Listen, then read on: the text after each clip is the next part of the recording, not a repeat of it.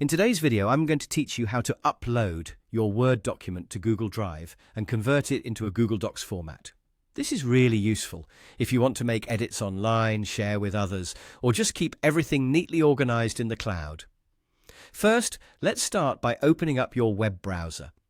You're going to want to head over to Google Drive, which you can do easily by typing drive.google.com into the URL bar. Before we go any further, make sure you're signed into your Google account. If you aren't already logged in, you'll need to do so.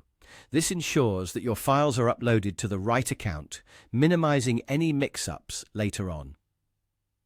Now take a look at the left side of the screen. You'll see a big button labeled Plus New.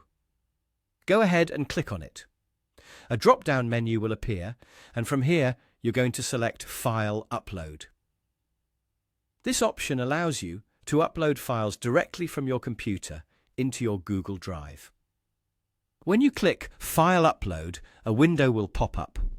This is your opportunity to browse through the files on your computer. Look for the Word document that you want to upload. It will typically be a file that ends with .doc or .docx. Once you've found it, click Open. This action will start the upload process, and shortly you should see your Word document appear in your Google Drive. With the document now uploaded, we need to open it. Go ahead and right-click on this Word document in your Google Drive. A menu will appear, and you'll want to hover over the Open With option. From this submenu, click on Google Docs. This will open your document in a new tab within your browser. At this point, your document is still in its original Word format. You'll notice this because there's a small .docx icon next to the document's title. To convert it completely into a Google Docs file, you need to take one more step. In the top left corner of your screen, you'll see the File menu. Click on it, and a list of options will drop down. Look for and select Save as Google Docs. When you do this, a new tab will open. And voila, your document is now an official Google Docs file.